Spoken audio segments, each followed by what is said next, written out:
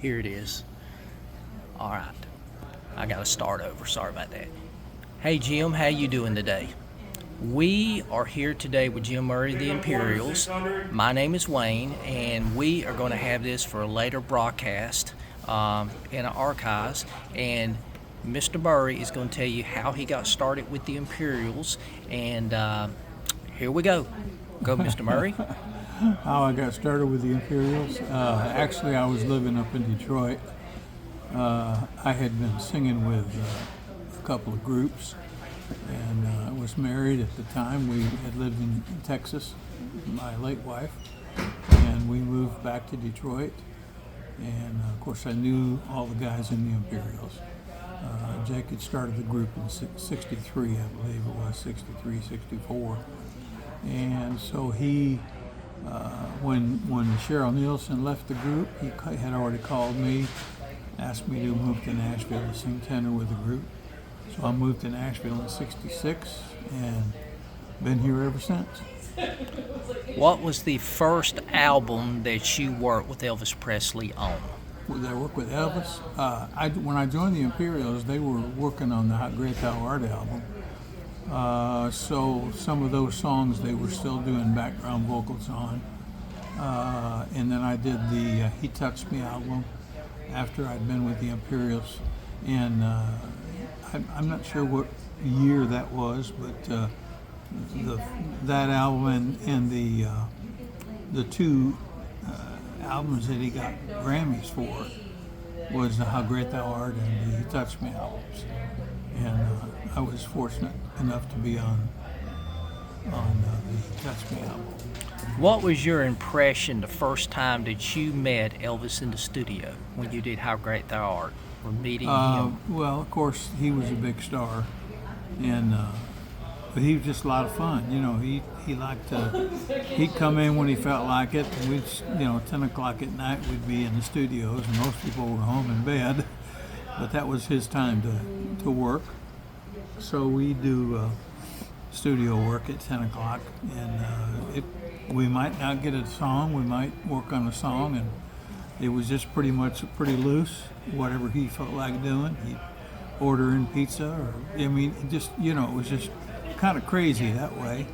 But he was a very wise man. He was very kind to us as the Imperials, and a true Southern gentleman, and he was a real joy to work with. Everywhere we worked with him in the studios and then on the road, and of course in Vegas. How was Elvis Presley different from some of the other performers that you did studio work on, or you had been on the road with prior to doing How Great Thou Art? How would you compare them to Elvis Presley as far as? That would be pretty difficult. That's like apples to oranges. He was a big star, and of course he commanded big audiences, and just the idea of who he was. He was an institution in himself, an icon. So it was different working with him, but he was very kind and very, very easy to work with. How did Elvis Presley approach the Imperials to come to do shows with him at the International Hotel for the time that you were with him? Well, actually, Felton Jarvis, who was his producer, put our name in the hat, and they were good friends we were all good friends together. And then Jake and Mary B. Lynch, who was Felton's secretary, and Chet Atkins' secretary, they were all close with Jake, and so they knew the Imperials very well. And Jake Felton was actually the one that suggested that we put in for that job, and of course we did. And Elvis actually called and asked if we'd be interested, and then we let the wheels of industry grind, and that's how we got involved. Whenever you left Elvis, do you remember the date and the year and what show it was? I'm sorry, but I can't be specific. It would have been in '72 sometime. but I really couldn't tell you. I'd have to research it. It's okay. And to tell you that we were doing a lot of our own concerts, of course. And Elvis, Colonel was wont to just call us at the last minute, you know, to do a trip or something. And we would have concerts booked, and it got to the point, and Elvis understood that. We couldn't just cancel all these concerts at the drop of a hat. So, you know, at that point, it was obvious that we needed to move on, and he understood. So it was not like it was a problem with he and us, but merely that his schedule was he would do something at the last minute, and we just weren't able to do that. Did you keep in contact with him after you left the road and studio session recordings, you know, up to 77? We still worked with Jimmy Dean, who's the country singer, and we still did stuff in Vegas. And he would come to the shows at midnight. Plus, we would see him in Memphis, and he'd invite us over. So yeah, we kept in close contact with him over the years. After Elvis Presley died, where were you when you got the news that Elvis had died? And what was your opinion of that, or how did you feel at that time? No, I was actually on a vacation in Michigan with my family in Lake Otsego, Michigan, when it was friends that we were with came out and said, we just heard on the radio that Elvis died. And so we were not close enough to attend the funeral or anything like that, but we were shocked, very shocked and disappointed. After Elvis had died, going forward with some of the years, I know that y'all traveled overseas. Elvis never got to travel overseas, but y'all did. How were you received when you went overseas to Europe and various places in your career after Elvis? Of course, Elvis, he was over there in the service, but that was the only time he was in Germany. Every place we went over there, we were very, very well received, and the people just love Elvis. And we did a big thing called the Elvis the Concert, where he was actually on the big screen, and all of the musicians were live, and we were all part of his original group that actually performed in Vegas with him. So it was like homecoming, you know, but just Elvis wasn't there. He was on the screen. And then we went back years later after that. In fact, we still go back and forth over there and do some concerts with Elvis tribute artists. And so that's what we've been doing the last few years. We do it once or twice a year. We go over there and we do with the Elvis tribute artist. What did you think about the latest movie that came out, I think it was last year, of Elvis Presley in the big screen? Was that an accurate assumption of Elvis, or did you find that to be there were some inaccuracies in that movie, in your opinion? I think there's always going to be inaccuracies. They're just things that they, for the sake of doing something in film, that they kind of make just a little different. But for the most part, it was very accurate. Yeah, I thought that Baz Luhrmann did a wonderful job producing it, and I just thought that overall it was a very good depiction. Any future projects that you're currently working on, or you're going to be working on regarding Elvis, that it brings you into 2025 on at this current point, that you're thinking about or you're examining? We're still doing some stuff overseas with Dwight Eisenhower, who actually won the award in, I guess it was at 17 or 18 maybe, that he was chosen as the best Elvis tribute artist in a contest, and he's very good. He does an excellent job of portraying Elvis. Not so much with all the costumes, although he does use some costuming, but his voice and his appearance, it's very similar, and he does a really good job. That we are still doing some of those things, and occasionally something will come along. We go to the Elvis week over for the candlelight vigil, and we do some things over there during the Elvis week. and we've been invited there several times. So yeah, just every now and then. Is there anybody that was associated with Elvis during them road years that you keep in close contact with? During what years? The Elvis years, like in the 70s, outside of the Imperials. Is there like anyone in the TCB band that you try to, have kept in contact with since that period of time? I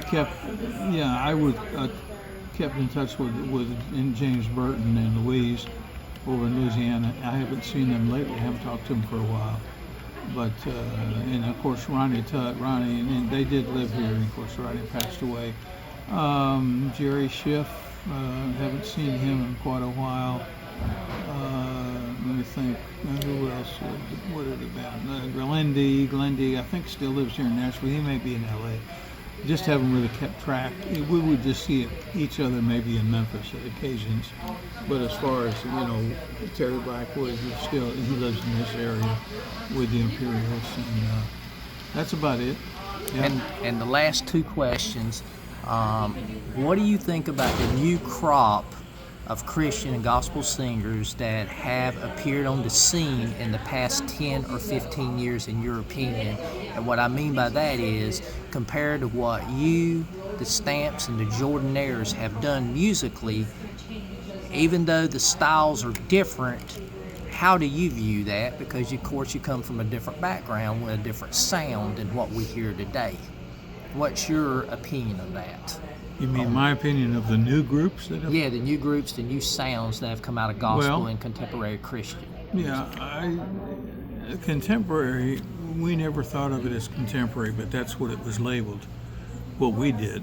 And I don't think there'll ever be another Imperials per se, but or Jordanaires. I mean, they did their music they were who they are, and you really can't recreate that. Although it's been tried. But no, I think a lot of the new groups, they do a wonderful job. I'm not really in the thick of the gospel music industry like I used to be, so there's a lot of groups out there that I don't know very well, but I've done a lot of things with Bill Gaither and the vocal band, and when I was there 5 years after I left the Imperials, so when they started the Homecoming series of videos, I was a part of that. So there's still occasions where we do that kind of thing. But there's a lot of really good musicians, singers in gospel music. It's a different venue than it used to be, different genre. It's opened up a lot and included a lot more kinds of gospel music. So, everybody's got their favorite, It's like buying cars. What's your favorite color and how fast you want to go? So that's kind of my opinion. If Elvis Presley was alive today, and he was to come up to you and the Imperials and say, "Hey, I want you to tour with me on the road," would you be open to that? That's pretty hypothetical. That is very true, it is. Because I'm the only Imperial that's left. So that is true. Terry and Sherman and some of the guys that came later. But yeah, I mean, why wouldn't you? Why wouldn't you want to be with, go out and tour with him? But it would be different. And the final question is, how would you want your legacy regarding Elvis to be remembered one day? The legacy was we did our kind of music is music that Elvis enjoyed, and we always tried to do what we do the very best we could. We came out of a background of harmonies. Elvis loved harmony, and so we always tried to do the best harmonies. And I think we left a legacy of good music. It was different for its time, but I think it's lived a good life, and it's lasted. The good music, good harmonies, good songs, good songwriters, and we always performed it to the best of our ability. Well, we certainly appreciate you, Mr. Murray, being here today, interviewing with us and telling us a little bit about your experience with Elvis, a little bit about your career, where you're going, your thoughts, and This will be broadcast at a later date, and we're so glad that you took the time and allowed us to be able to interview you on such short notice. And the only thing we can say is you're a true legend, and we're glad that you worked with Elvis Presley, and we're glad that that sound is on records for millions of people to hear. Even when your time goes on and you're in heaven, they can still hear that music, and hopefully hearing that music will lead somebody to come to Christ that maybe did not know him. And to me, that would be extremely important. And I think that's what I want a lot of people to know about this channel when we get up and running. It's important to talk to people, that new people, but the most important thing is, what do you do with what God's given you and glorify him? And we hope that happens here. Thank you so very much, Mr. Murray, for your time. Honored to be